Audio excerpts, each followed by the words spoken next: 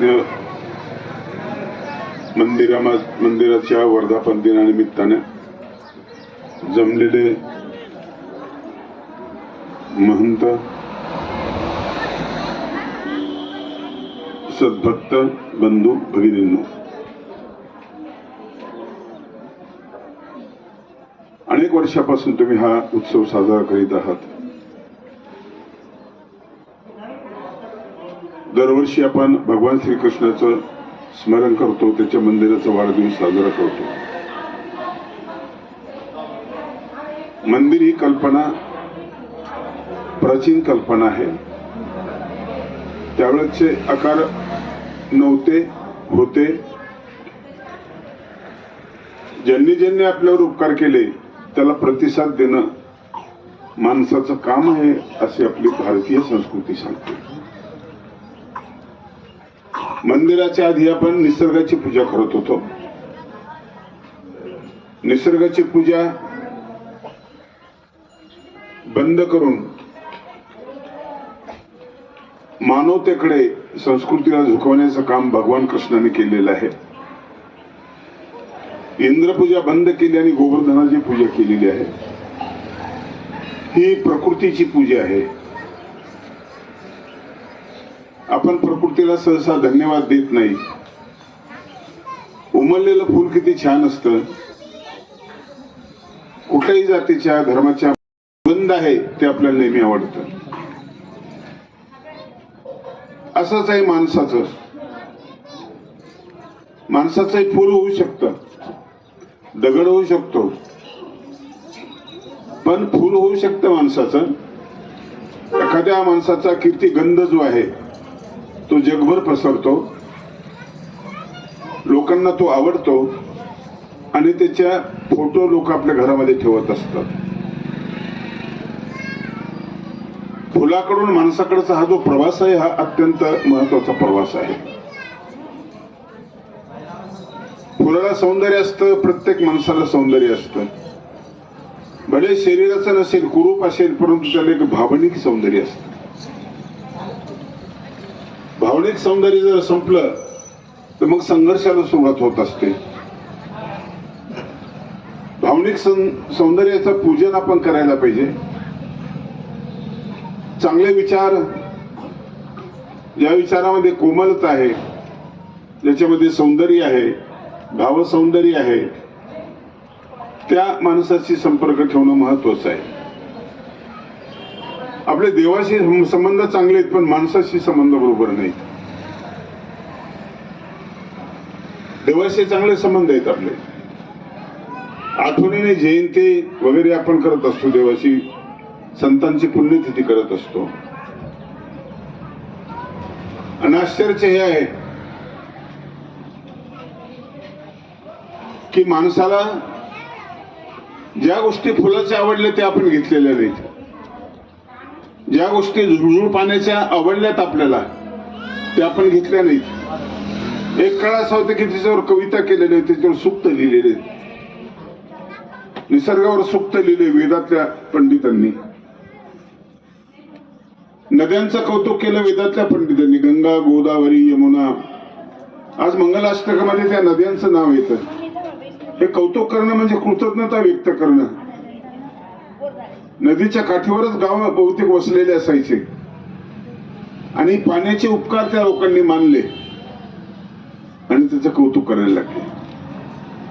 हे दुसऱ्याचं कौतुक करत असताना तुमच्या हृदयामध्ये काय बदल होतो? तुमच्या हृदयाचा विस्तार होतो. हे चांगलं, ते चांगलं, ते चांगलं, ते चांगलं.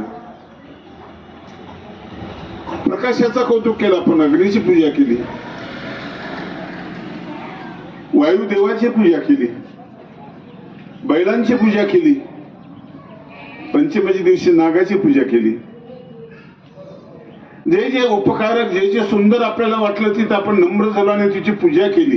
हा पूजा करणारा माणूस विस्तारित हृदयाचा माणूस आहे, मोठ्या मनाचा माणूस आहे. सुक्तामध्ये पूजा केली, भावगीतामध्ये, अभंगामध्ये, अभंगाच्या माध्यमातून केली, सिनेमाच्या गाण्यातून सुद्धा पूजा केली. कितनी ममता है नदियों में, माता कह के बुलाते हैं.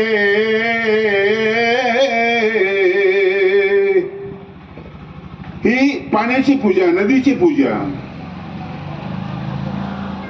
गंगा मैया, यमुना मैया म्हणणारा आपला माणूस किती प्रेम नद्यावर करायचा. कितना दर है इंसानों में, पत्थर भी पूजे जाते हैं.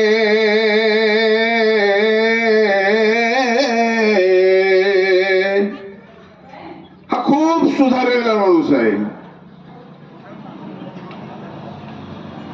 कुत्र्यालाही खंडोबाला आहे समजून त्याची पूजा करत गेला माणूस. जिथं पूजा होती ना तिथं वैर नसतं. माणसामधल्या महत्वाच्या गुणांची पूजा केली माणसांनी. गुण हा पूजा स्थानम नच लिंगम नच वय. हा विखुरलेला पूजेचा जो प्रपंच आहे ना, आपण याला संकोचित केलेला आहे.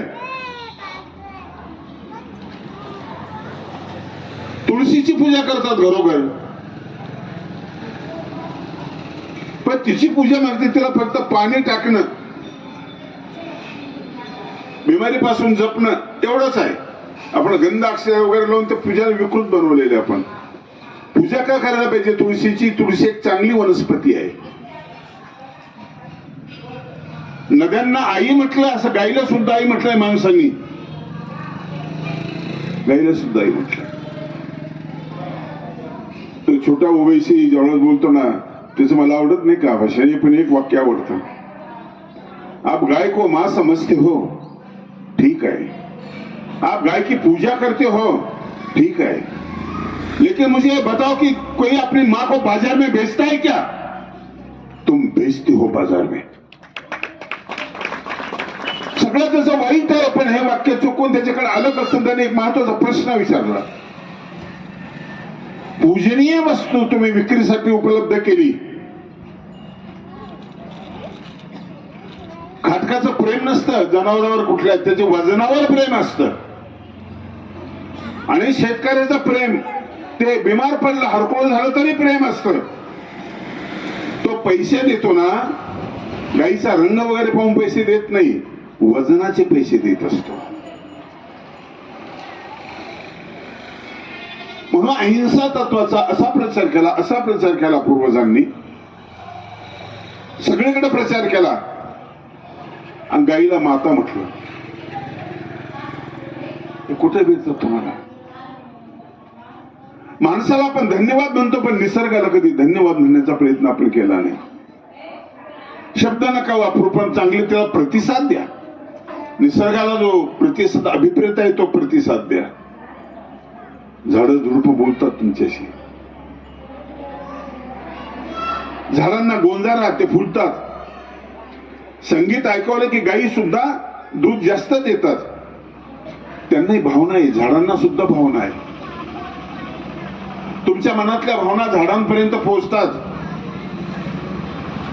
मग झाडाशी संवाद साधणारे आपले काही लोक होऊन गेले. बहिणाबाई झाडाशी संवाद साधायची. कशा फुलोजीराव, बरं चाललंय ना. झाड टवटवीत असायचं. माणसाने प्रदूषण निर्माण करून गंगा, यमुना, गोदावरी यांना पाणी ठेवलं नाही. त्याचा प्रायश्चित माणूस आज भोगतोय. जंगलावर माणसाने प्रेम केलं नाही. जंगलात राहणाऱ्या जनावरांनी जंगल नष्ट नाही केले, माणसाने नष्ट केले. पाण्यात राहणाऱ्या प्राण्यांनी पाणी खराब नाही केलं. महापूर यायचे, नद्या भरलेल्या असायच्या. मासे, खेकडे, कासव यांनी पाणी खराब नाही केलं. आजही पाणी शुद्ध राहायला पाहिजे म्हणून तुमच्या टाक्यामध्ये तुम्ही कासव सोडत असता.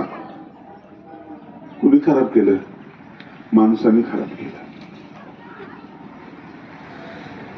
ते खराब तुमच्याकडे पोहोचलं, घेतला तुम्ही, आणि तुमच्यामध्ये विकृती निर्माण झाली. इतके बिमारी नव्हत्या ना पहिले, कुठल्याच बिमारी नव्हत्या. यासाठी गोपाल कृष्ण, त्यांचं चरित्र आणि त्यांचे विचारगाथा, भगवद्गीता हे समजून घेणं महत्वाचं आहे.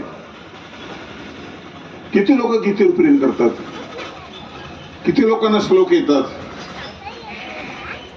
एखादा श्लोक जरी तुम्हाला चांगला पाठ केला, तुम्ही त्याचा अर्थ समजून जर घेतला, सगळा प्रश्न तुम्हाला समजणार आहे.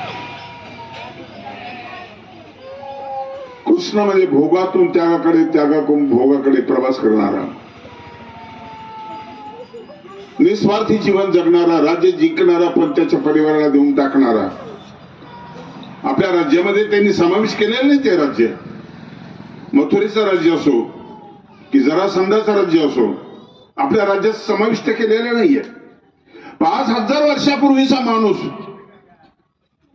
इतका अलिप्त आहे, कोणाची वस्तू तो बळकावत नाही. नद्यांना शुद्ध ठेवण्याचा प्रयत्न केला. कालेवनाचं मर्दन केलं म्हणजे काय? कालेवन डोहामध्ये राहत होता, पाणी खराब करत होता, जनावर मरत होते त्या विषारी पाण्याने. त्या पाण्याला विषमुक्त करण्याचा प्रयत्न केला. त्याने गुरं सांभाळले, वेणू वाजवला, तो युद्ध खेळला, तो चोरी करतोय, तो ब्रह्मज्ञान सांगतोय. मारामारीच्या प्रसंगामध्ये 40 लाख लोकांच्या गर्दीमध्ये तो तत्वज्ञान सांगतोय. भगवान कृष्णाची निर्णय क्षमता अचूक आणि क्षणामध्ये निर्णय क्षमता होती. 2-4 लोकांना सुदर्शनाने मारले, त्यांनी फार लोकांना मारलेलं नाहीये. तो मारण्यासाठी आलेलाच नाहीये, तो जगणं शिकवण्यासाठी आलेला आहे. जगणं शिकवणारा हा कृष्ण, त्याची मूर्ती तुम्ही मंदिरामध्ये स्थापन केलेली आहे. मूर्तीची आपण पूजा करतो, हा अर्धा प्रवास झाला. पुढचा प्रवास राहिला त्याच्या कृतीची पूजा करणं. त्यांनी काय काय केलं त्यातलं जे आपल्याला जमेल ते करण्याचा प्रयत्न करणं, हा पुढचा प्रवास आहे. कृतीला आकार नाही, मूर्तीला आकार आहे. कृती निराकाराची संधान सांगते.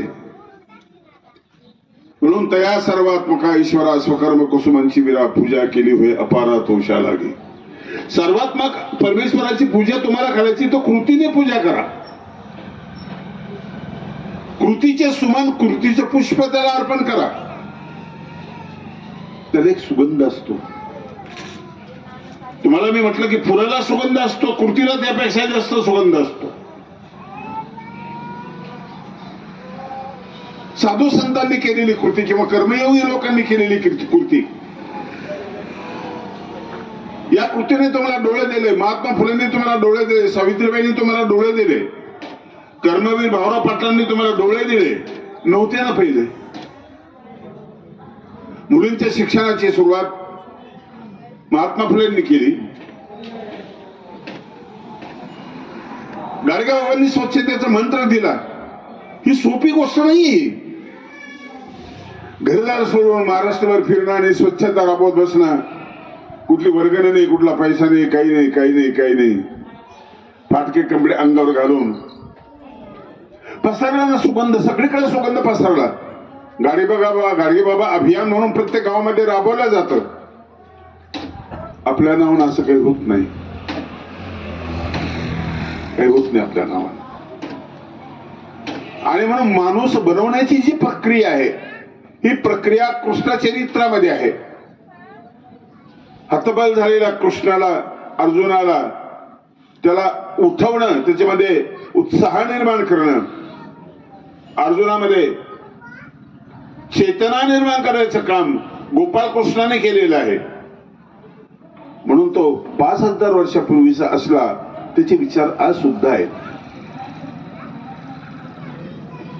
त्या विचाराची माणसं कशी भारावून गेलेली असतात. माणसाच्या वयावर अवलंबून नसतं, मनावर अवलंबून. वयाचं, माणसाचं शरीराचं वय वेगळं असतं आणि मनाचं वय वेगळं असतं. काही माणसं म्हातारी झालेली असतात, पण त्यांचं 9-10 वर्षाचं वय असतं मनाचं. लहान मुलं सारखं करतात ते. काही माणसं तरुण अगदी मुलासारखे असतात, पण वय त्यांचं 100 वर्षाचं असतं. ज्ञानेश्वरांचं 16व्या वर्षी वय असं होतं, 100 वर्ष पुढे गेलेलं होतं. कारण हे मनाचं वय होतं, हे प्रगल्भतेचं वय होतं, हे ज्ञानाचं वय होतं. एक सुंदर गोष्ट वाटली परवा. मी एक संन्यासी भिक्षा मागायला एका घरामध्ये गेला, घरासमोर गेला. गाव छोटं होतं. सुनबाई आली भिक्षा घेऊन, भिक्षा वाढली तिने. तू कोण आहेस? मी या घरची सून आहे. तुझं वय काय? ती म्हटली 100 वर्षाचं. तुझ्या नवऱ्याचं वय काय? म्हणजे 2 महिन्याचे आहे. सासूचं वय? ते म्हणजे 4 महिन्याचं आहे. तुझं काय म्हटली? 100 वर्षाचं. सासऱ्याचं वय काय? आणखी जन्मालाच आलं नाही. कोड्यात टाकणारी गोष्ट आपल्याली. सासरा जन्माला आला नाही, त्याला मुलगा झाला, त्याची तू सून आहे, तुझं वय 100, सासऱ्याचं वयच नाही, आणखी त्याला जन्मच झालेला नाहीये. तुझ्या नवऱ्याचं वय 2 महिन्याचं आहे. साधू म्हटली जरा पागल दिसते. घर चांगलं होतं, मुलगी दिसायला चांगली होती, तरुण होती. साधू पोलीस पाटलाकडे गेला, प्रमुख लोकांकडे गेला. ती मुलगी कोण आहे? ते म्हटले फार हुशार आहे. म्हणजे हुशार मी इतकी विसंगत का बोलते? बोलवा तिला. तिला बोलवलं. काय त्यावेळेस चावडी ग्रामपंचायत असेल त्यावेळेस. मग तिला त्या संदेशाने विचारलं तुझं वय काय? सांगितलं ना तुम्हाला 100 वर्षाचं आहे. नवऱ्याचं वय 2 महिन्याचं आहे. सासऱ्याचं वय आणखी जन्माला याचं आहे. सासूचं वय 4 महिन्याचं आहे. असं का बोलली ती? असं का बोलली तू? ती म्हटली मी शरीराचं वय सांगत नाही, जाणीवेचं वय सांगते, ज्ञानाचं वय सांगते. माझा शास्त्राचा अभ्यास झालेला आहे, मला सगळं कळलेलं आहे.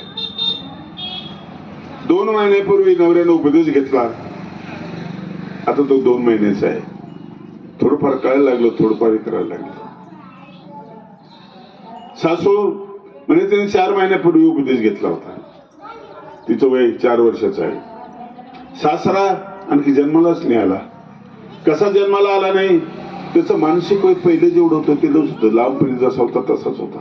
त्याला काहीच कळत नाही, धर्म बिर्म काहीच कळत नाही त्याला. या मनाचं एक वय असतं. म्हणून एक 100 वर्षाचा तरुण असतो, एक 10 वर्षाचा म्हातारा असतो. आहेत ना गावोगावाशी काही माणसं आहेत, त्यांना काही कळत नाही. खाणं पिणं ठरलेलं काम करणं, बाकीचं त्यांना काही माहित नाही. राजकारण माहित नाही, समाजकारण माहित नाही, ग्रंथ माहित नाही, प्रवचन ऐकणे, काही करणं नाही. कृष्णाने मनाचं वय वाढवण्याचा प्रयत्न केला. मनाचं वय, ज्ञानाचं वय वाढवण्याचा प्रयत्न केला. आणि मग कृष्ण संप्रदायाला मानणारे, भगवान कृष्णाला मानणारे जगातले जे संप्रदाय आहेत तिथं तुम्हाला तेज दिसेल, ओज दिसेल, त्या ठिकाणी संयम दिसेल. 2-3 गोष्टीमध्ये मी स्पष्टीकरण करतो की आपल्या नुसक्यानी कुठं झालेलं आहे. गीतेचा अभ्यास झाला, स्थित प्रज्ञ वाचले, ते लक्षण कळले, सार असार कळला, तो त्या माणसाच्या डोक्यात आत्महत्येचे विचार येणार नाही.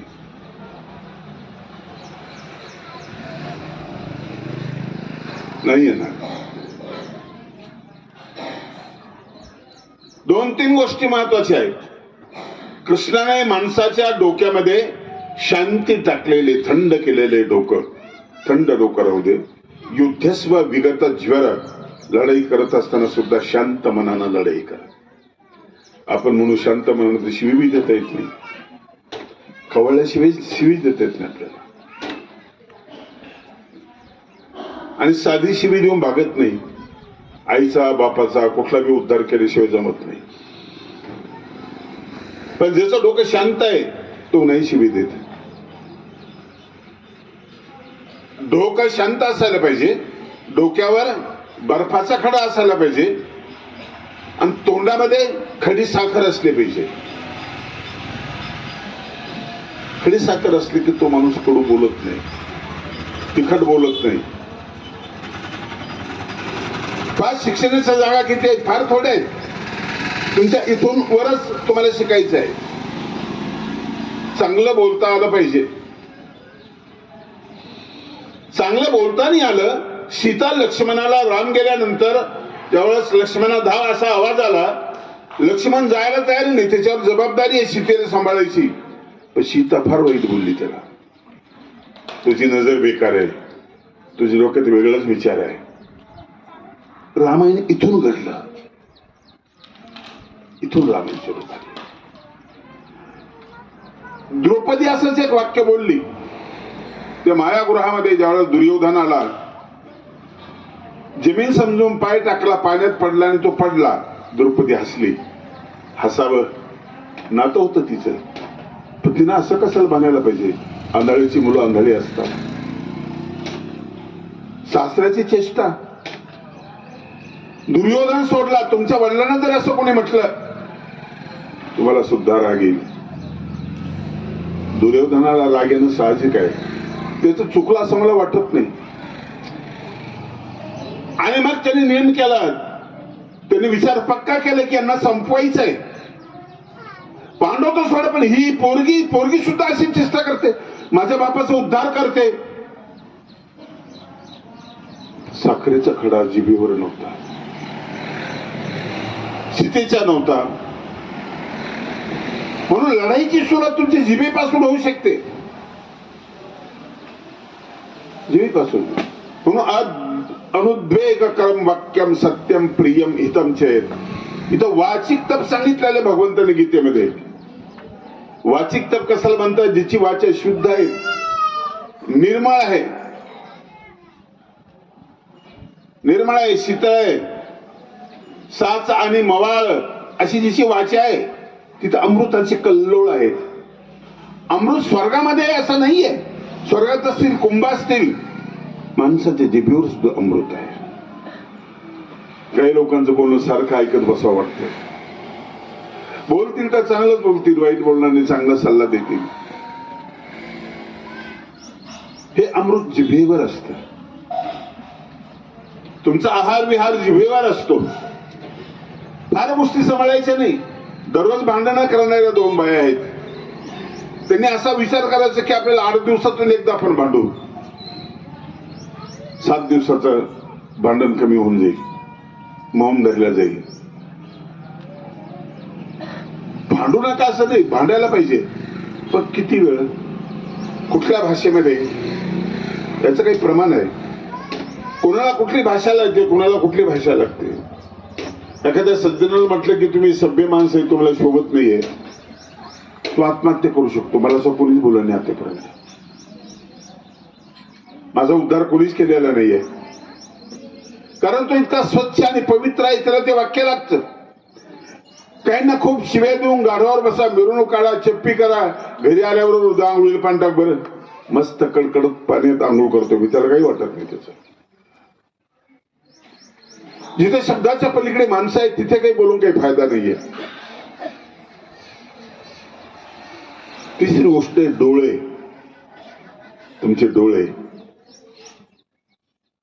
गीतेत 2-4 गोष्टी घडवते फक्त. तुमचे डोळे चांगलं पाहता पाहिजे तुम्हाला. आज बलात्कार करणारी जी मुलं आहेत, त्या मुलींवर बलात्कार करतात, ते डोळ्याच्या माध्यमातून करतात. सुरुवातीला पाहतात, ते सौंदर्य त्यांना आवडतं आणि कुठल्याही परिस्थितीमध्ये आपल्याला उपभोग घ्यायचा. ही जी सुरुवात आहे, ही डोळ्यापासून सुरुवात आहे. आणि डोळे दुरुस्त केले तर नाही होणार. कोणी केले दुरुस्त? छत्रपती शिवाजी महाराजांनी. कल्याणच्या सुभेदाराची सून आणली, मुस्लिम एक तरुण मुलगी सैनिकांनी आणली, पालखीत बसून आणली. नजराना आणला महाराज तुमच्यासाठी, दाखवा. कपडा बाजूला केला आणि ती मुलगी त्यांनी बघितली. मुलगी सुंदर होती. त्या मुलीमध्ये आई पाहण्याची नजर त्यांना होती. आई पाहण्याची नजर होती. तिच्यामध्ये आईचं सौंदर्य दिसलं. संस्कारच तिचे गेलेले होते. 5-6 वर्षाचे असतात बाळराजे, त्यावेळेस नाच पाहण्यासाठी गेले होते, अशी एक कथा आहे. नाच पाहून आले. मासाहेबांना कळलं, नाच पाहण्यासाठी गेले बाळराजे शिवाजी महाराज. 12-1 वाजेपर्यंत झोप नाही आली. किती चुकीच्या ठिकाणी गेला. मी याला कसं घडवते, काय करते. आले राजे, निरोप दिला, बाळराजांना इकडे पाठवा. गेले, मासाहेबासमोर उभे राहिले. अपराधीपणाची भावना होती. मासाहेब म्हणाल्या, कुठे गेला होता बाळाराजे? खोटं बोलायची सोय नव्हती, मान खाली घातलेली होती. मासाहेब नाच पाहण्यासाठी गेलो होतो. मुली नाचतात शाळेमध्ये, ते आम्ही कौतुक करतो.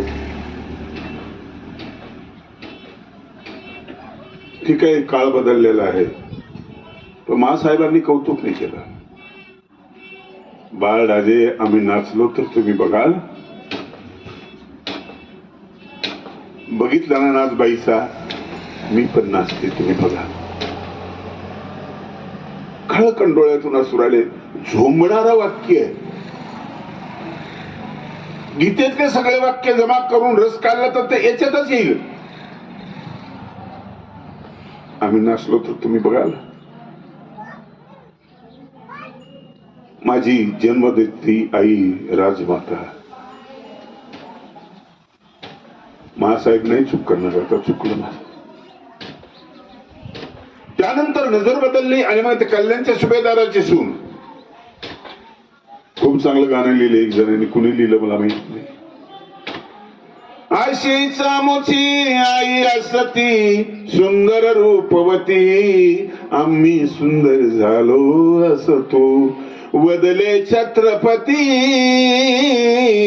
वदले छत्रपती, आम्ही सुंदर झालो असतो. आजची आईशी असती तर ती थर थर थर थर कापत होती. पळून नेलेले मुलीवर होणारे अत्याचार, बलात्कार तिला सगळं माहिती होतं. वाटत होतं आपल्या चारित्र्याच्या चिंध्या होणार, संपणार आपण. पण तिला आई म्हटलं. मासाहेबांकडं तिला पाठवलं. अलंकार अन वस्त्रभूषणे लेऊन मानाने, अलंकार दिले तिला, तिची बोळवण केली, नवे कपडे दिले. परत सासरी पाठविले तिज शिवभूपाने. सुरक्षित तिला सैनिक सोबत दिलं आणि सासरी पाठवलं. रायगडाच्या पाषाणातून शब्द अजून येती, आम्ही सुंदर झालो असतो. वदले छत्रपती, वदले छत्रपती.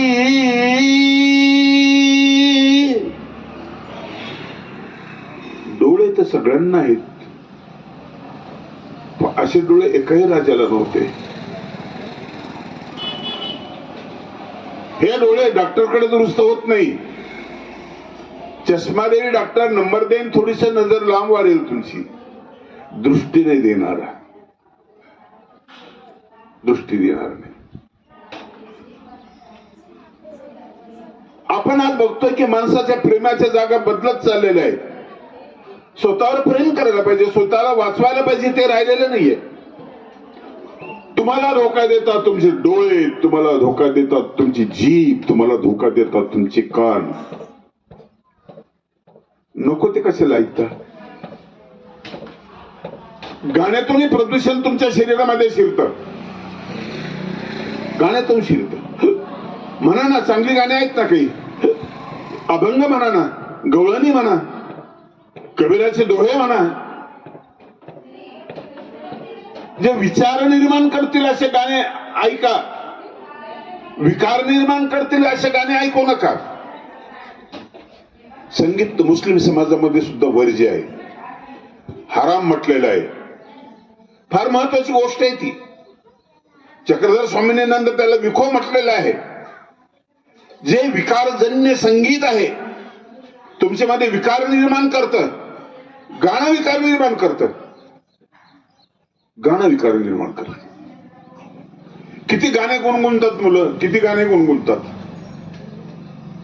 म्हणून कान, डोळे झाले, जीभ झाली, तोंड झालं, कान, अनेक स्पर्श, या गोष्टी महत्वाच्या आहेत. तुम्हाला स्पर्श कुठला हवाय, तुम्ही कुठला स्पर्श कोणाला कुठल्या हेतूने करताय, हा महत्वाचा भाग आहे. एखाद्या मुलीने चहाचा कप तुमच्या हातात जरी दिला तर त्यावेळेस त्या कपाचा सुद्धा स्पर्श तुमचं तोल घालू शकतो. त्यावेळेस तुमची नजर जर चुकीची असेल ना, स्त्रीचा नाही, कपाला लावलेला हात जो आहे ना, तो स्पर्श सुद्धा तुमचं पाहणं, तुमची बॉडी लँग्वेज हे सगळं बदलून टाकत असतं. शबासकीची पाठीवर थाप जर बसली ना, तो स्पर्श मरेपर्यंत आठवतो. आईचा स्पर्श ज्यावेळेस बाळाच्या तोंडावरून हात फिरवते ना, अशी म्हण तयार झाली, शेजारणीचा भात आणि आईचा हात, तो स्पर्श. त्या 5 गोष्टी तयार करायच्या असतात आपल्याला. आजच्या पाठ्यक्रमामध्ये नाहीये, पाठ्यक्रमात नाहीये. आजच्या पाठ्यक्रमामध्ये तंत्रज्ञानावर भर दिलेला आहे आणि माणसाने तंत्रज्ञानावर लक्ष दिलंय आणि त्याच्यावर प्रेम केलेलं आहे, मशिनरीवर प्रेम केलेलं आहे. कधी काळी माणसावर प्रेम होतं, त्याच्या अगोदर निसर्गावर प्रेम होतं. निसर्गाचं प्रेम ज्यावेळेस होतं ना, किती जिवंतपणा होता त्याच्यामध्ये, केवढा जिवंतपणा होता. निसर्गाचं सुख मिळायचं, कमी गरजेमध्ये भागायचं सगळं, कमी गरजेमध्ये. आता जुने जे म्हातारे आहेत ना, शेवटच्या टप्प्यामध्ये, त्यांना कुठलं टेन्शन नव्हतं. मोबाईल चार्जर मारायचं टेन्शन नव्हतं, रिचार्ज मारायचं टेन्शन नव्हतं, पेट्रोलचे भाव त्याचं काही टेन्शन नव्हतं, घरामध्ये लाईट बिल भरायचं हे टेन्शन नव्हतं, बरेच टेन्शन नव्हते त्यांना. मोटरसायकल, 4 व्हीलर वगैरे जे आता तुमच्या डोक्यामध्ये कुठलं टेन्शन नव्हतं. आणि टेन्शन वजा केल्यानंतर त्यांची जी शांती होती, समाधान होते, ते खूप मस्त मजेशीर होतं. पारावर बसायचे, लिंबात झाडाकडे बसायचे, गप्पा मारत बसायचे. शरीरही तसाच होतं. काहींनी बघितलं असेल म्हाताऱ्या लोकांचं शरीर किती. आणि त्या काळामध्ये 1 क्विंटल 20 किलोचं पोतं उचलायचा माणूस आणि गडीवर चढायचा. त्या पायऱ्या काही 6 इंच नव्हत्या, आपल्या बंगल्याला पायऱ्या अशा नाही, कुठं 1.5 फूट, कुठं तर 2.25 फूट अशा पायऱ्या होत्या. ह्या पायऱ्या पोतं 1 क्विंटल 20 किलोचं पोतं घेऊन चढणारा माणूस मी बघितलेला आहे. बदल झाला नाही या माणसामधील त्या माणसामध्ये. त्याला आलूवडा माहिती नव्हता, पेप्सी माहिती नव्हती, सोनपापडी माहिती नव्हती, त्याला कुठलेच पदार्थ माहिती नव्हते, काहीच माहिती नव्हते. भाजी भाकर साधं जेवण करणारा, गाईचं म्हशीचं दूध पिणारा. ही ताकद कोणी पाठवली, कुठे गेली ही ताकद आणि कशामुळे गेली? नंतरच्या काळामध्ये लोकांनी विचार केला की 1 क्विंटल 20 किलो फार होतो, तेवढं नाही उचलत. मग अर्ध्या क्विंटलची गुणी तयार केली. उचल बाबा, ही सोपी आहे. ती उचलायला लागला माणूस. माणूस घसरला की वाढला, कमजोर झाला की सशक्त झाला. कोणी केलं? पाकिस्तानने केलं तुम्हाला असं? चीनने केलं तुम्हाला असं? कोणी केलं तुम्हाला असं? मेहनत करणारा माणूस होता. 50 किलोची गोणी पण जड वाटायला लागली. म्हटलं जरा जडच झाली हो. 30 किलोची गोणी केली. किती किलोची आता? 30 किलोची आहे. 100 वर्षानंतर गाय छाप तंबाखूच्या पिढी एवढीच गोणी राहील आणि अंगठी एवढाच माणूस राहील आणि ती गोणी घेऊन चालेल. हे सगळं कशामुळे व्हायला लागलं? असे निसर्गाच्या सहवासात जे आदिवासी होते त्यांच्यामध्ये जी ताकद आहे ना, ती आपल्याकडे नाही आहे. मी गडचिरोली परिसरामध्ये गेलो होतो. तिथला एक माणूस सांगत होता, काल मी तिकडे गडचिरोली परिसरात गेलो म्हणे आणि मला बाथरूमला जायचं, पाण्याची बाटली घेतली, गेलो. उंच झाड होतं म्हणे, सिंधीचं झाड, त्याच्यावर बसलो मी. एक असा लोकरा माणूस पळत आला, पळतच झाडावर चढला, ते गाडगे घेतलं सिंधीचं, पळतच खाली उतरला, गेला पळून. मी गाडीजवळ आल्यानंतर विचार करायला लागलो की मी गेलो होतो कुठं, कशासाठी, हेच विसरलो मी. तो वेग कुठे गेला? कुठे गेला वेग? एका दृष्टीने प्रगतीच्या पथावर आपण आहोत आणि एका दृष्टीने अधोगतीच्या मार्गाला आपण चाललो. कृष्णाने गोवर्धन पर्वत उचलला हे सांगूच नका सांगू. कृष्णाची ताकद कशा प्रकारची ते सांगूच नका. म्हणून त्यातला जो पेलर तो तुम्ही घ्या, पेलर तेवढा तुम्ही घ्या. आज विदेशी काही महिला येतात संशोधनासाठी, अजिंठा वेरूळची लेणी बघण्यासाठी. 50 किलोचं ओझं त्या तरुण पोरीच्या पाठीवर असतं. पाहिलं तुम्ही कधी? रात्र झाली रस्त्यावर झोपतात, रस्त्याच्या कडेला झोपतात. कुठून आणली हिंमत? ह्या गोष्टी आणाव्या लागतील. आपल्या जे गेलेल्या आहेत त्या आपल्याला आणाव्या लागतील. आपल्यामध्ये हिंमत नाहीये, आपल्यामध्ये चिकित्सा नाहीये, स्वच्छतेवरचं प्रेम आपल्यामध्ये नाहीये.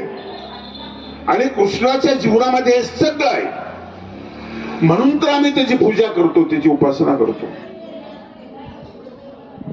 स्कॉर्पिओ गाडी घ्यायची म्हणून एक आजोबा नातवाला घेऊन आले. खूप प्रेम होतो नातवाला.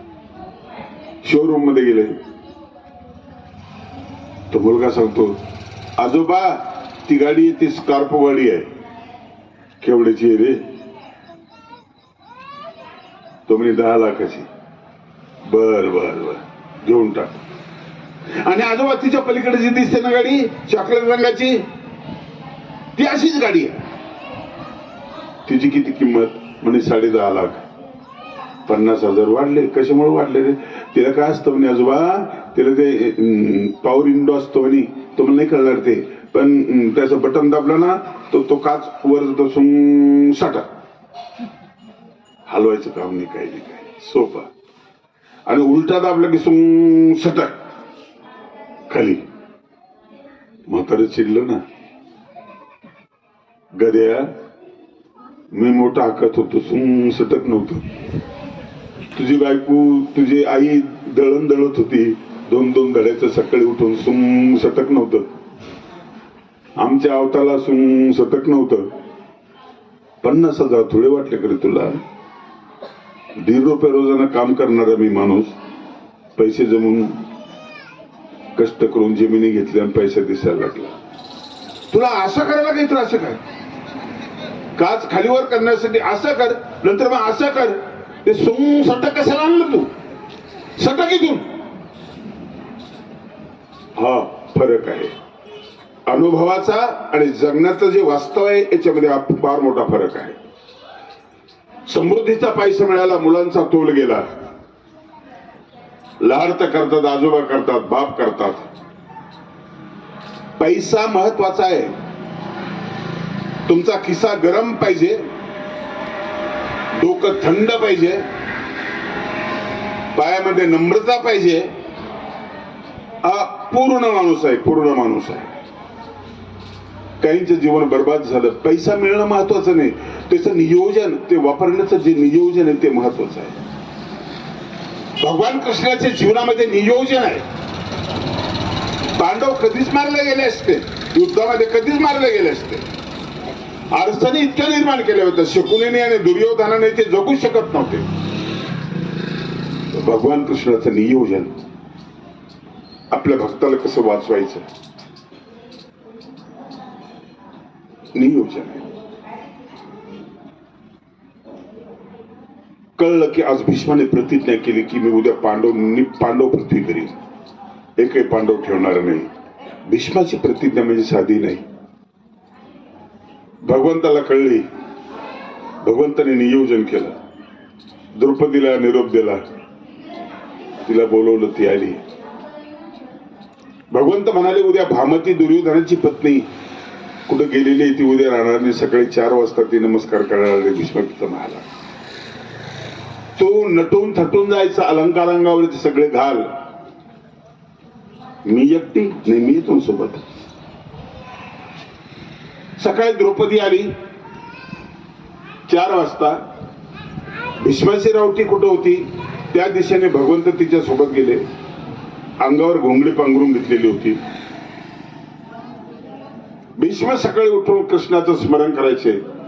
नेहमी तो दिसायचा, पण आज दिसतच नाही, काळ काळ दिसते काहीतरी भोवताली. भीष्माच्या रावटीपर्यंत गेली. एक नोकर होता भीष्माचा. तो म्हणे महाराणी द्रौपदी तुम्ही आलात? म्हणे हो, मला दर्शन घ्यायचे पितामहाचं. ए तू कोण आहेस? कोण आहेस? तुला जायचं नाही, तू इथं थांब. तो म्हटलं नाही जात, मी इथंच थांबतो झाडाखाली. भगवंत झाडाखाली थांबले. द्रौपदी गेली. भीष्म नेमकं अंग टाकलं होतं, पाठीवर झोपले होते. अंगावर शुभ्र पांढरा कपडा तिने ओढून घेतलेला होता. द्रौपदीने पायाला स्पर्श केला. नमस्कार करते पितामह, सौभाग्यवती भव. नमस्कारातून अर्थ निर्माण केला. द्रौपदी म्हटली, तुम्ही तर पांडवांना मारायची प्रतिज्ञा केली, मी सौभाग्यवती कशी होणार पितामह? मी सौभाग्यवती झाले, तुमची प्रतिज्ञा अपुरी राहील. पांडव मारले गेले तर तुमचा आशीर्वाद खोटा होईल. ताडकन उठून बसले. द्रौपदी तू आहेस? हो, मला वाटलं भामती आहे. कोणासोबत आली? म्हटले कन्हैया सोबत आले. सगळं भीष्माच्या लक्षात आलं. आलं लक्षात माझ्या. कुठे येतो? तो बाहेर झाडाखाली उभा आहे. भीष्म गेले, भगवंताला नमस्कार केला आणि सांगितलं, तू आज माझं मरण घेतलेलं आहे, मला मरावंच लागेल. मी आशीर्वाद देऊन बसलो. फसवून तो माझा आशीर्वाद द्रौपदीला दिला, पण मी माघार घेणार नाही. माझं मरण तुला देतो. मी असा मरणार नाही कृष्ण, तूही मला मारू शकत नाही, कारण मी इच्छा मरणी आहे. युद्धभूमीवर शिखंडीला उभं कर, मी त्याला स्त्री समजतो. लोक पुरुष म्हणतात, माझ्या दृष्टीने तो स्त्री आहे. आणि स्त्रियांवर मी बाणांचा प्रहार करत नाही, तेव्हा मी त्याला मारणार नाही. त्याच्या पाठीमागे अर्जुनाला उभा कर. अर्जुनाचे बाण येतील आणि मला मारतील, माझा छेद करतील. नियोजन. योजक हस्तत्र दुर्लभ. गीता सांगते नियोजन करणारा दुर्लभ आहे. त्याला 50-100 वर्ष पुढा उदार दिसत आणि तो कृती करायला सुरुवात करतो. लोकांना लक्षात येत नाही, असं काय करतो वेड्यासारखं. आणि 100 वर्षानंतर लोकांच्या लक्षात येतं, बरोबर होतं त्याचं बरोबर होतं. कृष्णाच्या जीवनामध्ये नियोजन आहे. आपल्या संसारामध्येही नियोजन असलं पाहिजे. नियोजन असलं पाहिजे. एक मिस्त्री प्रसाद करायला माझ्याकडे येतो. 2000 रुपये मिळतात त्याला. एका दिवसाचे 2000 रुपये तो घेतो. 2 बाया सोबत असतात. त्यातली 25 वर्षाची मुलगी आहे. 50 किलोचं गोणी, सिमेंटची गोणी ती दुसऱ्या मजल्यावर घेऊन जाते. ऐकल्यावर नंतर आपल्याला सहन होत नाही, कशी नेत असेल. दोन्ही पोरींनी घरं बांधलेत. कशावर बांधले? मजुरीवर घरं बांधलेत. आणि त्या मिस्त्रीने सुद्धा चांगलं घर बांधलेलं आहे. नियोजन. खूप पैसा मिळाला आणि तो वाया गेला. नियोजन नाही, तो भिकेला लागला. कलाकाराचं असंच आहे, जोपर्यंत चालतो तोपर्यंत खूप पैसा मिळतो, नियोजन नसतं. आणि मग चांगले चित्रपट अभिनेते सुद्धा शेवटी भीक मागायला लागतात. भीक मागायला लागतात. आपल्यातले बरेच श्रीमंत लोक शेवटी भीक मागायला लागतात. 4 व्हीलर गाडीमध्ये सतत प्रवास करणारा माणूस रिक्षामध्ये प्रवास करायला लागतो. काय बिघडलं? नियोजन बिघडलं. आपण भावनेच्या अधीन गेलो. भगवान कृष्ण भावनेच्या अधीन नाहीत, ज्ञान त्यांच्या अधीन आहे. नियोजन आहे तिकडे. म्हणून कृष्ण जीवनातले चमत्कार बाजूला करायचा नाही. करतोय काय कामाची तुमच्या? कृष्ण जीवनातली जी सहजता आहे, जीवनशैली आहे, ती जीवनशैली आत्मसात करा आणि तुमच्या मुलांना शिकवा. गीतेचा एक श्लोक सांगा, समजून सांगा. श्लोक एक श्लोक सांगा. सगळ्यात मोठं धन ते आहे. आतापर्यंत आपण ताजमहल भेट देत होतो. आपला पंतप्रधान विदेशामध्ये गेला ना, ताजमहल भेट द्यायचा. मोदींनी गीता द्यायला सुरुवात केली भेट, आणि सांगितले की हे माझ्या देशातलं सगळ्यात मोठं धन आहे. अमेरिकेला गीता दिली, जपानला गीता दिली, बऱ्याच ठिकाणी गीता दिली. गीता म्हणजे काही 700 श्लोकाचा खिशामध्ये बसणारा छोटासा ग्रंथ आहे. छोटासा ग्रंथ आहे. पण ज्या ग्रंथाचं भाष्य करत असताना हजारो पानाचे ग्रंथ लिहिले गेलेले, एकाने नाही, सगळ्या आचार्यांनी लिहिलेले, विद्वानांनी लिहिलेले, सगळ्या राजकीय लोकांनी सुद्धा लिहिलेलं आहे. कसा असेल तो ग्रंथ? तो तुम्हाला बळ देतो, तुम्हाला हिंमत देतो. जीवनातली विषय जे समग्रता आहे ती समग्रता त्या गीतेमध्ये आहे. जे जे विषय विखुरलेले आहे तुमच्या जीवनामध्ये ते सगळ्या विषयाचं सांगोपांग विवेचन त्याच्यामध्ये केलेलं आहे. आणि म्हणून मला लढाईचं नाही म्हणणारा अर्जुन शेवटी मला लढाईचं म्हणतो. हा जो बदल केलेला आहे हा कृष्णाच्या गीतेने बदल केलेला आहे. भगवद्गीता बदल करते. कृष्ण मंदिर आपण तयार केलं, मूर्ती आपण तयारी केली, ती थोडीशी मोहक वाटते, चांगली वाटते आपल्याला, तर त्यानं काय होणार आहे आपलं? त्यानं काय होणार आहे? अलीकडच्या मुलांना प्रशिक्षण देणं महत्वाचं आहे, संस्कार देणं महत्वाचं आहे. एक मुलगा घरीच आहे, शेती करतो, बापाकडे लक्ष देत नाही. दुसरा मुलगा अमेरिकेमध्ये होता, येऊन गेला, बापाला भेटला, दुसऱ्या दिवशी फोन केला अमेरिकेतून, पप्पा तुमच्या शर्टाचं वरचं बटन तुटलेलं होतं ते लावलं की नाही आणखी? कितने दूर कितने पास है ये चांद सितारे. दूरचा खूप जवळ आहे, जवळचा खूप दूर आहे, जवळ असूनही दूर आहे. वृद्धाश्रम ही हिंदुस्थान मधली भयंकर मोठी दुर्घटना आहे. जेव्हा पहिली कुदळ पडली असेल त्यावेळेस धरणी कंप झालेला असेल. अरे आजही आदिवासी परिसरामध्ये तुम्ही कुठल्या वृद्धाश्रमात जा, तुम्हाला आदिवासी माणूस दिसणार नाही. त्याला घर नाही, चूल नाही, काहीच नाही, पण ती मुलं झाडाच्या बुडाला बसवतात आणि त्यांच्या हाडांची पूजा करतात. त्यांना उपाशी राहू देत नाही. वृद्धाश्रमात जाणे विचारा, मुलगा काय करतो? प्राध्यापक आहे. मुलगा काय करतो? डॉक्टर आहे. मुलगा काय करतो? इंजिनियर आहे.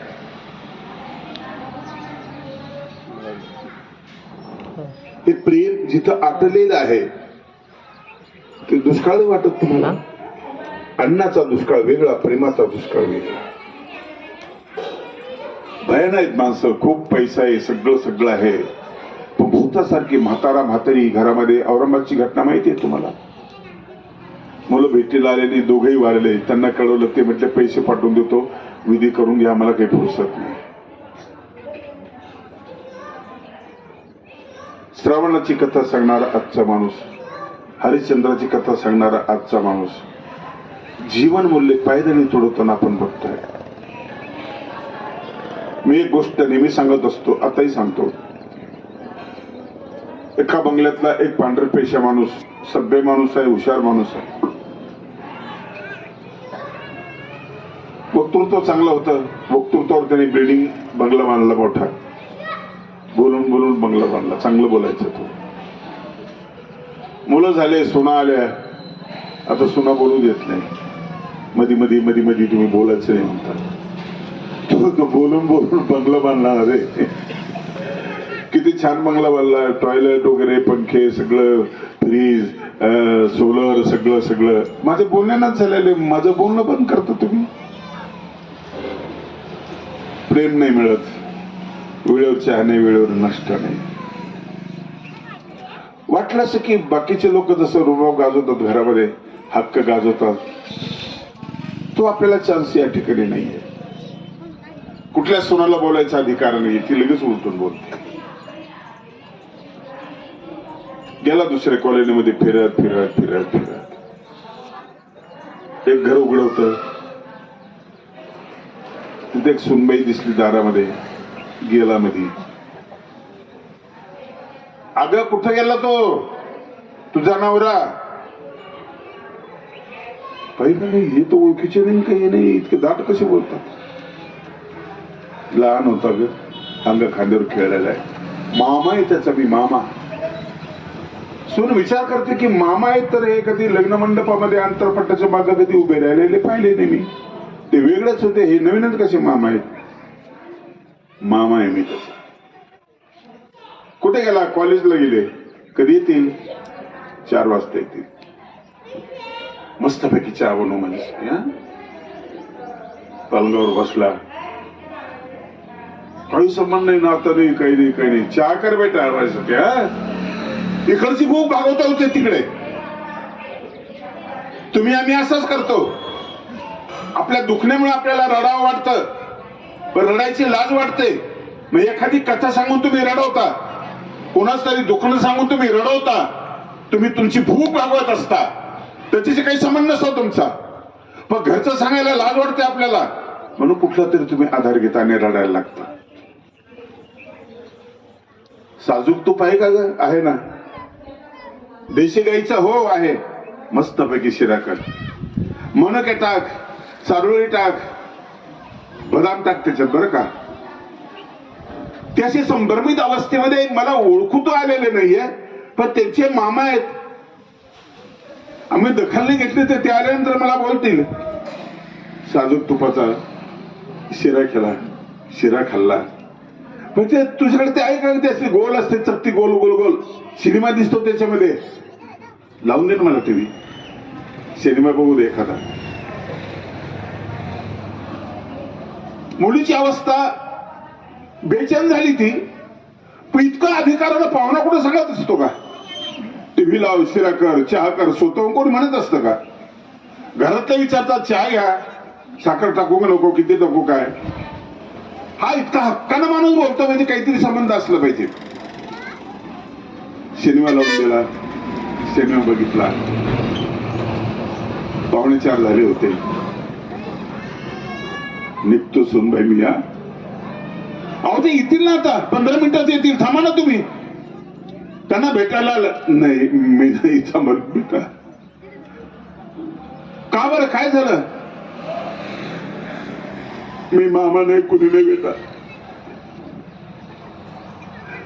500 रुपये उशी खाली ठेवले, तुझी चहा घेतली, शिरा खाल्ला.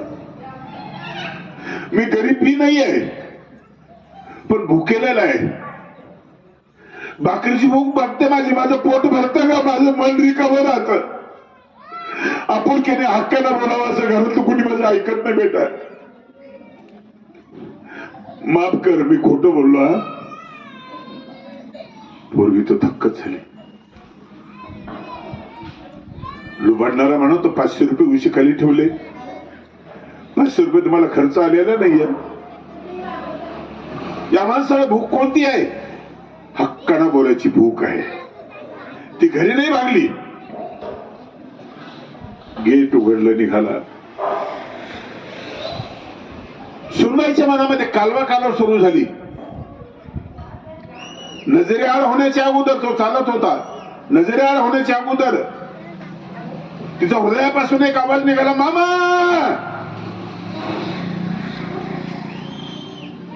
मामा नव्हता.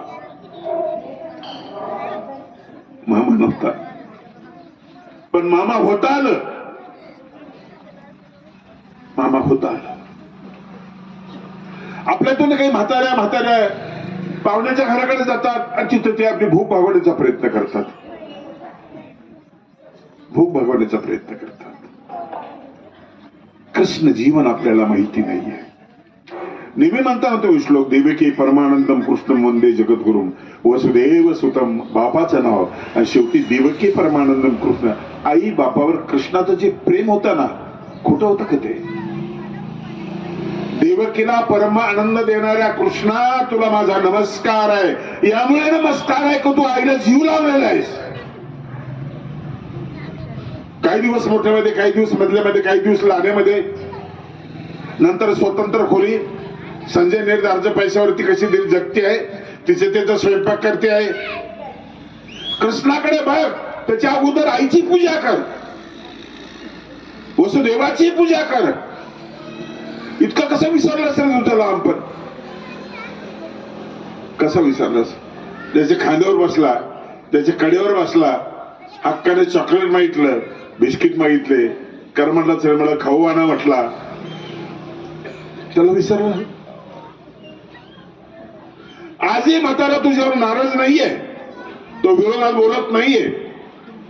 एका वृद्धाश्रमात एका म्हाताऱ्याने पेढे आणले 1 किलो. घ्या ना काका, पेढा घ्या ना. दादा पेढा घ्या ना. नाना हा पेढा.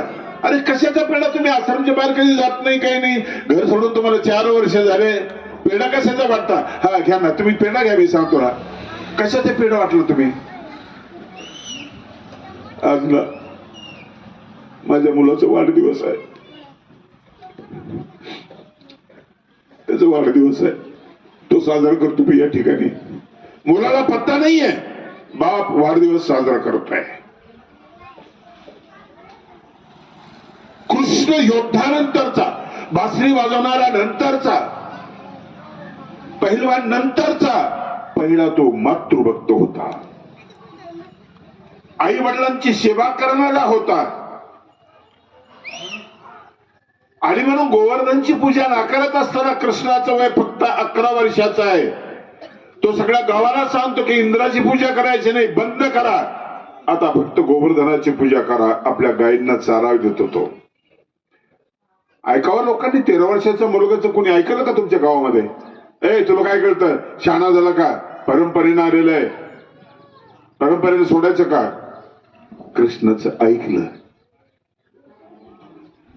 वयाच्या 11 वर्षामध्ये लोकांच्या मनावर अधिराज्य निर्माण करणारा गोपाळ कृष्ण, त्याच्यासाठी मरण पत्करणार आहे त्याचे गोपाळ, आगासुराच्या तोंडामध्ये अगोदर जाणार आहे. कृष्णा आम्हाला जाऊ दे, चावलं तर आम्ही मरू, नंतर तू ये. शिवाजी महाराजांनी त्यांच्या जीवनामध्ये कृष्ण उचलला. कृष्णासारखा छळ शिकले, कृष्णासारखा पळ शिकले. पन्हाळगडावर पळून गेले. पळणं सुद्धा किती सुंदर आहे, पवित्र आहे. तो घाबरणं नाही त्याच्यामध्ये, पळणं आहे. तरवारीने मारले, आयडियाला मारले. अफजल खान प्रतापगडाच्या पायथ्याशी आला त्यावेळेस शिवाजी महाराज म्हटले, आम्हाला तुमची भीती वाटते, तुम्ही आमच्या वडिला समान आहात. असं पत्र लिहिलं. हे पत्र एक शस्त्र बनलं. ते पत्र वाचल्यामुळे तो बेसावध झाला. पहिले सावध होता, बेसावध का झाला? अरे मला घाबरत होतो, माझा वडिलासारखा मानतो. आणि भेट घेताना त्याचा कपटीपणा लक्षात आला. आणि नाग वाघ नक्या खूप असले त्याच्यामध्ये नियोजन आहे, एक एक पवित्र आहे. एका पत्राने त्याला बेसावध करून टाकलं, घाळ करून टाकलं. आता भीतीच नाही असं त्याला वाटायला लागलं. त्याच्यामध्ये भीती निर्माण करणं हे महत्वाचं आहे. त्याला मारावं लागतं. कृष्ण मथुरेत गेले, पहिल्यांदा धोब्याला मारलं, नंतर बाकीच्यांना मारलं. एकदम कृष्ण कंसाला मारलं नाही. एक एक घटना तो ऐकत गेला आणि तो मरत गेला. असं अभियाना सुद्धा मारता येतं, बेसावध करता येतं, मोठेपणा देऊन सुद्धा मारता येतं. तुमचं नाव काय, तुमचं गाव काय, आणि तुमचं काय आलं तुमच्याकडे पावती बुक घेऊन, तर आकडा चांगला टाका. काय लोक सगळं तुमचं कौतुक करतात. कौतुक आहे तुम्हाला मारतं, तुम्ही चांगला आकडा देता, तुमचं कौतुक केल्यामुळे चांगला आकडा देऊन टाका. स्तुती सुद्धा एक शस्त्र आहे, हसणं सुद्धा एक शस्त्र आहे. तुमचा शत्रू तुम्हाला त्रास देतो आणि बघतो, कुठेतरी कार्यक्रमात कुठेतरी नाराज आहे का तुम्ही हे तो पाहत असतो. आणि तुम्ही नाराज असले की तो खुश होत असतो. पण अशा ठिकाणी त्याच्यावर चालवणार एक शस्त्र आहे. तुम्ही हसत राहा, तुम्ही नाराज कधीच दिसू नका. किती अडचणीत असले नाराज दिसू नका. ते हसणं त्या माणसाला दिसत असतं. कृष्णाचा अंदाज सगळ्या विचारातून तुम्ही अंदाज घ्या. मंदिर शब्दाचा अर्थ आहे पवित्र जागा. मंदिर तर बांधलं, मला विचार वाटायचा तिथे कोण आहे, कोण जाईल इथं, कसं होईल मंदिरचं. पण आज माझा भ्रम हा काकांनी दूर केला पूर्ण. काका मंदिर सांभाळतात. असं काही नाही घरी काम नाही, अमुक नाही तमुक नाही म्हणून असं काही नाहीये. एका संन्यासाच्या भूमिकेमध्ये ते आहेत. संन्यासी कपडे धारण करणारे असं नाहीये. पांढऱ्या कपड्याचे सुद्धा संन्यासी असतात.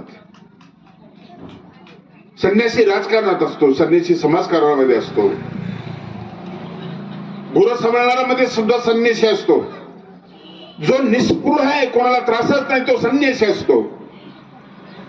काका संन्यासी आहे आणि ध्यानस्थ करणारे ध्यानी आहेत. ते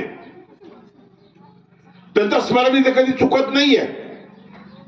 कशाला 100-150 साधू बघता आणि तुमची नजर बदलून काकाकडेच बघत राहणार. तुम्ही काकांकडे पाहत राहा. खूप कमी मंदिरे अशी की ते ग्रस्त मंडळी सांभाळते. भिक्षुक म्हटलं की गट तर आलेच, पार्टिशन आलंच. काही त्यांच्याकडनं काही दुसरीकडे हे. गावात माणूस म्हटलं की गावातला कुठला प्रश्नच येत नाही. काका तुम्हाला धन्यवाद देतो मी, जाहीर धन्यवाद. फार मोठं काम करता तुम्ही, फार मोठं काम. आणि त्यांना सपोर्ट करणारे त्यांचे सहकारी गावकरी मंडळी हे सुद्धा महत्वाचे आहेत. भले या ठिकाणी पोथ्या चालत नसतील, काही चालत नसतील, पण पोथीला भारी, प्रवचनाला भारी असं जे नामस्मरण आहे त्या नामस्मरणाचा ध्वनी या ठिकाणी उमटत असतो. नामच महत्वाचं आहे ना. सगळ्या गोष्टी तकलादो आहेत. पोथी, पान, प्रवचन, कीर्तन हे तकलादो आहे. नामस्मरण हे सगळ्यात मोठं आहे. स्वामींनी नामाचं कौतुक सांगितलंय. नामे पाप जळे, पापाला जळणारे, शत्रू कदा नाकडे. असंही नामस्मरण फार येणं गरजेचं नाहीये. पोथ्याचा कात्या कुठं पराभर करणं, पुराणाचं हे करणं, हे सगळं सांगणं कुठे लक्षात राहतो, कोण लक्ष देतो? सलीम भाई एक मुसलमान ड्रायव्हर माझा 9 वर्षापासून माझ्याकडे.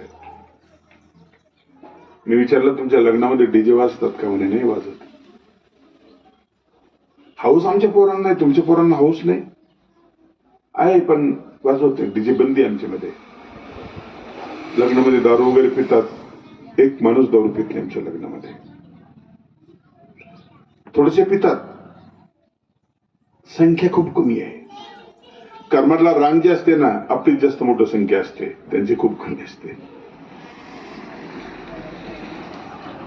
मी विचार केला, आमच्याकडे अखंड हरिनाम सप्ताह होतो, प्रवचन होतात, दूरदर्शन भागवत सांगितलं जातं, रामायण सांगितलं जातं, महाभारत सांगितलं जातं, तरी बदल होत नाही आमच्यामध्ये. यांच्यात बदल कसा झाला? सलीमबाईला म्हटलं, सलीमबाई तुम्ही कोणाचं ऐकता, कोण सांगतात तुम्हाला? ते म्हणजे मौलाना आम्हाला सांगतो. मी मौलानाची माझी बरोबरी करायचा प्रयत्न केला. तो काय सांगत असेल असे की सगळे लोक ऐकतात, असं काय सांगत असेल? प्रवचन तर नाही त्यांच्या जाहीर, त्यांच्या तर काही पोथ्या नाही आहेत. शुक्रवारी काही ठिकाणी जमतात.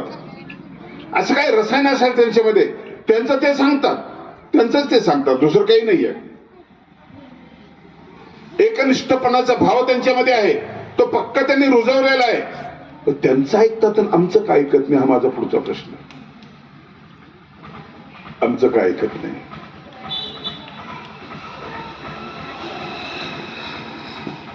व्यसनावर प्रवचन झाले, दारूबंदीचे कार्यक्रम राबवले, कीर्तन केले, प्रवचन केले, दुकानावर बंदी आणली, सगळं केलं. तिथं शब्दाने काम झालं. आमच्याकडे शासनाने कायदा करून काम झालेलं नाहीये. ही घेण्यासारखी गोष्ट आहे की जी वस्तू तुमच्या घराला उद्ध्वस्त करते. पैसा राहत नाही मद्यपी माणसाकडे, घरात नवरा बायकोची भांडणं होतात, मुलांची व्यवस्था होत नाही, कपडे लत्ते फी वगैरे सगळं. इथे घराला उद्ध्वस्त करणारा हा पदार्थ जर त्यांनी थांबवला, 100% झाला नसेल, पण 80-90% त्याच्यामध्ये यशस्वी झालेले. असं का झालं? आमचं असं का होत नाही? ते पूर्ण वेळ देतात धर्म रुजवण्यासाठी, पुन्हा पुन्हा सांगत बसतात. आज आपलं इथलं हे प्रवचन 1 वर्षानंतर आहे, परत पुढच्याच वर्षी प्रवचन होईल. तुम्ही आता 2 तास आमच्या सहवासामध्ये आहात. 365 दिवसातून 2 तास आपल्या सहवासात आहात. जास्त सहवास तुम्हाला त्या लोकांचा सहवास आहे. सातत्य जे ना, ते सातत्य महत्वाचं आहे. सातत्य महत्वाचं आहे. दुसरी गोष्ट, तुमच्या जीवनामध्ये सगळ्यात मोठी संपत्ती कोणती आहे? पैसा, गाडी, टीव्ही, बँक बॅलन्स नाही आहे. सगळ्यात मोठी संपत्ती तुमची संतती, तुमची संपत्ती आहे. संतती ही मोठी संपत्ती आहे तुमची. संततीच्या पुढे काहीच नाही. एका डाकूच्या लक्षात आलं, त्याने एक गोणीभर नोटा चोरल्या, ती गोणी उचलली, लहान मुलगा सोबत होता त्याच्या, गेला हिमालयात, पळून गेला. मुलगा गारठला, दातावर दात आपटायला लागले, थंडी इतकी होती. डाकू विचार करतोय, पैसे माझी संपत्ती नाही, हा माझी संपत्ती आहे. आणि माझ्या देखतीची अशी अवस्था आहे, वाकडा तिकडा होतोय, दातावर दात आपटताय, हा वाचत नाही, अंगावर कपडा नाहीये. दुसऱ्यांदा बघितलं त्या गोणीकडे, त्याच्यामध्ये नोट आहेत. त्याने क्षणामध्ये विचार केला, यात श्रेष्ठ काय, मुलगा श्रेष्ठ आहे. त्याने नोटाचा एक एक बंडल काढला आणि पेटवायला सुरुवात केली, त्याला शेक दिला. नोटा सगळ्या जाळून टाकल्या त्यांनी. मुलगा शुद्धीवर आला, भानावर आला. नंतर दुसरीकडे तो निघून गेला. नोटाच्या गड्ड्यात घरभर सापडतात आपल्याला.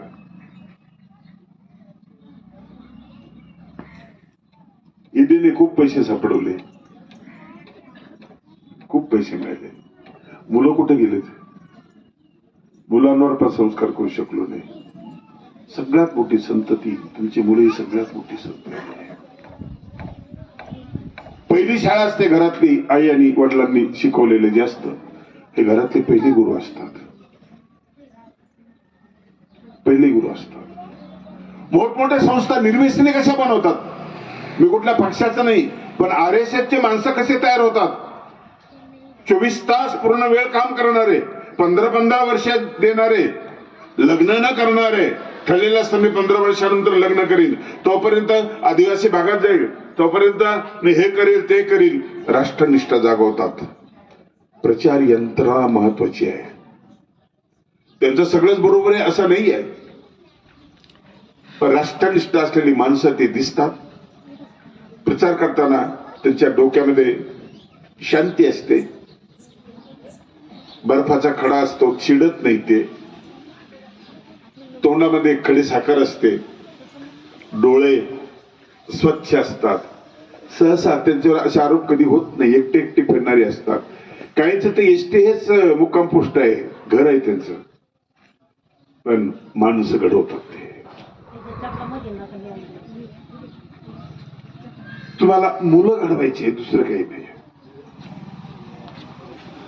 इंग्रजीचा विरोध करू नका, पण मराठीचा त्याग करू नका. ती जागतिक भाषा ती आली पाहिजे, नाक मरू नका. कोणीतरी सांगतो म्हणून सांगणारे आपले मुलं इंग्लिश शाळेमध्ये पाठवतात. मराठीचा अभिमान असलेले राज ठाकरे साहेब, त्यांची मुलं इंग्लिश शाळेमध्ये आहेत. याचा अभिमान पाहिजे, आपल्या भाषेचा अभिमान पाहिजे. आणि अभिमान जर असेल तर तुम्ही ज्ञानेश्वरी वाचायला पाहिजे, तुम्ही तुकाराम गाथा वाचायला पाहिजे. त्याच्यामध्ये सगळे प्रश्न आहेत, सगळे प्रश्न आहेत. अंधश्रद्धेवरचे हल्ले त्याच्यामध्ये आहेत.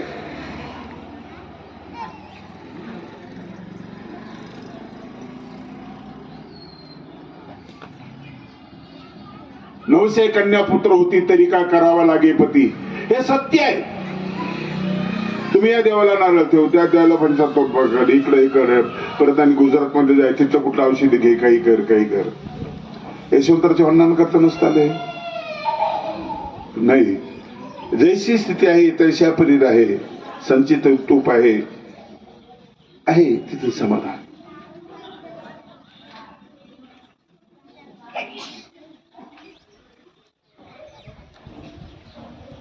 आपल्याला काहीच पुरत नाहीये. 33 कोटी देव ते पुरलेलं नाही, काहीच पुरलेलं नाहीये. साईबाबालाही आपण जातो, सैलानी बाबाला आपण जातो. एवढंच नाही तर प्रतापगडाला जी याची हे आहे, कबर आहे अफजल खानची, तिथे हिंदू नवस करायला जातात. त्यांचं त्यांनी करू द्या, त्यांचं बरोबर आहे, त्यांची श्रद्धा आहे. तुम्ही जाताय तिथे नवस करण्यासाठी, चादर चढवताय तुम्ही. कृष्ण समग्र मनाची एकाग्रता एकत्र करतो आणि अनन्य शब्दाने तो निष्ठेला बळ देत असतो. निष्ठेला बळ देतो. बानगुड्यांनी एक गोष्ट सांगितली, मला आवडली ती. ते म्हटले 2 भाऊ होते. एक विठ्ठलाच्या दर्शनाला गेला, दुसऱ्याने फोन केला, किती वेळ लागेल तुला? तो म्हटला अर्धा तास. बरं ठीक आहे. अर्धा तास तिने खड्डा खोदला पंढरपूरला. परत झालं का तुझं? आणखी अर्धा तास लागेल म्हणे. मी रुक्मिणीच्या मंदिराकडे जातो. ठीक आहे. दुसरा खड्डा खोदला. परत फोन केला, झालं का रुक्मिणीचं दर्शन? पुंडलिकाचं दर्शन घ्यायचं म्हणे. अर्धा तासाने केलं गेलं. 2-4 घंटे गेले. 4 खड्डे त्यांनी खोदले. गुडघ्यापेक्षा खोल त्यांनी खड्डे खोदले. तो आला, मोठा भाऊ दर्शन घेऊन आला. म्हटलं नाही हे काय केलंस तू, काय करतो तू? म्हणजे काही खड्डे खोदतोय. खड्डे खोदायची वेळ आहे का मिळी? अरे एकच खड्डा मोठा खोदला असतं तर पाणी मिळालं असतं ना. तो म्हणजे तोच प्रश्न माझा आहे की एकाच देवाचे भजला असता तर तुला सगळं मिळालं असतं ना. अर्ध्या घंट्यानंतर इकडे जातो, अर्ध्या घंट्यानंतर तिकडे जातो. तुझं बरोबर आहे हे सांगण्यासाठी माझे खड्डे तुझ्याशी बोलताय. खड्डे बोलतात.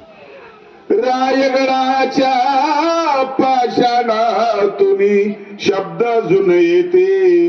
रायगडाचे पाषाण सुद्धा बोलतात. आम्ही सुंदर झालो असतो बदले छत्रपती. 400 वर्ष होतात इतकी लोकप्रियता कशी मिळाली शिवाजी महाराजांना? कशी मिळाली? हाच विचार ज्ञानेश्वर महाराजांचा करा, तुकाराम महाराजांचा करा. थोडा संकोच फेडा ना, कौतुक करायला शिका ना. तुम्ही सगळं वाचलं, सगळं समजून घेतलं तर तुमच्या हृदयाचा विस्तार होईल. तुम्हाला कोणीच वाईट वाटणार नाही. मला कबीरही चांगले वाटतात, तुकाराम चांगले वाटतात, ज्ञानेश्वर चांगले वाटतात, बुद्ध चांगले वाटतात, महावीर चांगले वाटतात. काही गोष्टी सगळ्यामध्ये चालल्या आहेत. चांगुलपणाचा मगता फक्त तुम्हीच घेतलेला नाहीये, मानवांनी घेतलेला नाही, वारकऱ्यांनी घेतलेला नाही, हिंदू धर्माने घेतलेला नाही. सगळीकडे विखुरलेले आहे, सगळीकडे आहे. हृदयाचा तुमचा विस्तार करायचा असेल ना तर तुमचं वाचन प्रचंड वाढवा, प्रचंड वाचन वाढवा. तुकारामही आपला वाटेल लफड्याला, सगळे आपल्या वाटतील. मी देहूला गेलो, तुकाराम महाराजांचा गाथा ज्या ठिकाणी बुडवला तिथं आता गाथा मंदिर झालेलं आहे. घुले महाराजांनी ते मंदिर केलेलं आहे. मी त्या डोहाच्या काठावर बसलो आणि रडायला लागलो. माझे एक मित्र आहेत अनिल मराठे, ते माझ्यासोबत होते. ते म्हटले बाबा रडायला काय झालं, काही झालं का, फोन आला का? म्हटलं नाही. रडताय काय तुम्ही? अरे म्हटलं इथंच तुकाराम महाराजांचा गाथा बुडवला, महाराजांची धिंड काढली रे. त्या धिंडीमध्ये गाव सुद्धा सहभागी होत. आता गावाला अभिमान आहे, तुकाराम महाराज आमचे होते त्यावेळेस गाव सहभागी होत. गाव विरोधात गेलं होतं. तुकाराम महाराजांचे एक अभंग आहे, कोपाला पाटील गावाचे लोक आता माझं भीक कुणवाडी. हा बहुजन समाजाचा, मराठा समाजाचा माणूस. याच्या काव्याची प्रतिभा इतकी मोठी होती की सोपं कसं करून सांगायचं ते तुकाराम महाराजांना माहित होतं. मला अभंग आवडतात. आणि ते गाथा बुडवला त्यावेळेच चित्र कसं असेल मी डोळ्यासमोर आणलं आणि मी रडायला लागलो. बायको रडते, बायकोला काही कळत नव्हतं, पती सुद्धा रडते की माझ्या धनाची संपत्ती आहे. तुकाराम महाराज उदास होऊन बसलेले आहेत. केवढा मोठा अन्याय ते पाहून मी रडतोय. माझं पंथाचं नातं नाही, कशाचं नातं नाही. माझी जातीचे भेटो माझं कोणी असं माझं मत आहे. हा प्रवास करावाच लागतो महापुरुषाला, वैर सहन करावाच लागतं महापुरुषाला. क्रांतिकारी पुरुषाच्या वाटेला हे येतच. लोक त्रास देतात, सगळे होतं. किती दुःखामध्ये 51, 52 आणि 53 3 वर्षीय दुष्काळ होता मोठा देहूला. दुष्काळ किती होता? जनावर मेले, चारा नव्हता. दुष्काळ किती होता? मेलेले माणसं जिवंत माणसं खायचे. दुष्काळ किती होता? स्वतःचं लेकरू मेलं तरी आई त्याला खाऊन टाकायची. अण्णा देशपांड्याच्या इतिहासामध्ये हे वर्णन आहे. तुकाराम महाराजांचं दिवाळं निघलं होतं, काहीच नव्हतं. अशा वेळेला कर्जाचे जे वह्या होत्या त्यांच्याकडे शाहूकार होते, त्यांचे पूर्वज व्याजबट्टा करत होते. त्या वह्या त्यांनी पाण्यामध्ये बुडवला. गाथा लोकांनी बुडवला, सहन झालं नाही म्हणून कर्जाच्या वह्यात त्यांनी बुडवल्या, लोकांना कर्जमुक्त करून टाकलं. दुष्काळामध्ये हा माणूस गरीब होता का श्रीमंत होता? लोकांना कर्ज माफ करणारा हा केवढा महापुरुष होता. आणि अशा अवस्थेमध्ये गोड अभंगलेला आनंदाचे डोई आनंद तरंग आनंदाचे अंग आनंदाचे. हा आला कुठून आनंद? जो सुख पाऊ हरि भजन में वो सुख नहीं अमीरी में. मन लागो लागो रे लागो मन लागो मेरा, माझं मन लागू तिकडे भजनामध्ये मन लागतो. भला बुरा सबका सुन लीजे, ऐकत राहा, सोडून देत राहा. असा प्रसंग आला तर आपल्याकडे करण्याशिवाय काहीच नसतं. अभंग नाही म्हणू शकत आपण फक्त रडतो, त्याही अवस्थेमध्ये आनंद मिळतो असं सांगणारे तुकाराम मला थोडं समजून घ्या ना. इतकी वाईट अवस्था आपली नाही आहे. आनंद कुठे गायब झालेला? आनंद सार्वजनिक आहे. भारत जिंकला, क्रिकेट खेळत असताना मुस्लिमांना आनंद आहे, भारताला आनंद आहे, सगळ्या जातीला आनंद आहे. फटाके सगळीकडे फुटतात. क्रिकेट फुटो आपल्या नातेवाईक नाही, कोणी नाही, कोणी नाही, पण नातं आहे आपल्या त्या आनंदाशी, त्या विजयाशी नातं आहे. तो आनंद आपण फटाके फोडून साजरा करत होतो. अद्भुत आहे, लक्षात ठेवा. हे आनंदाची जन्मभूमी जी आहे ती जन्मभूमी भगवान कृष्णाने तयार केलेली आहे. काही नाही दुसरं. तुम्ही तुमचं एवढ्यावरचा भाग अभ्यासा फक्त. डोळे कसे असायला पाहिजे, डोळ्यामुळे घडलेली चूक आणि मिळालेला मार, चुकीचा प्रयोग केला. कान कसे असायला पाहिजे, भिंतीच्या आडोशाला उभं राहून कान टाव करून कोणाची निंदा ऐकणं हे काम कानाचं नाहीये. जीभ कशी असायला पाहिजे, तिच्यामध्ये गोडवा कसा यायला पाहिजे. अमृताची जागा आहे जीभ, अमृत झाली पाहिजे. शिव्या आणि ओव्या दोन्ही जिभेतूनच उच्चार होतात. शिव्या माणसाला जखमा करतात, ओवी माणसाला शांती देते.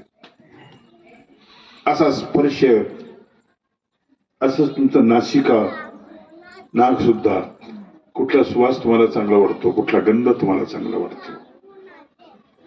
सुगंध तुमच्या मनाला प्रसन्नता प्रदान करतो, तो कुठला गंध हे समजणं. अभ्यास फार करायचा नाही, इथून वरच अभ्यास करायचा आहे, दुसरं काही करायचं नाही. आणि जे चुकलेलं असेल ना ते दुरुस्त करायचं, ते दुरुस्त करायचे. मशिनरीचे पार्ट तपास असताना जे खराब झालेले ते दुरुस्त करतो, गाडी चालवणार ते आपलं हेच दुरुस्त करायचे. हे करायला लागलो की आपलं म्हातारपण गोड होईल, अत्यंत गोड म्हातारपण होईल. वेळीच बाजूला होणं जमलं पाहिजे, वेळीच कारभार सोडणं जमलं पाहिजे.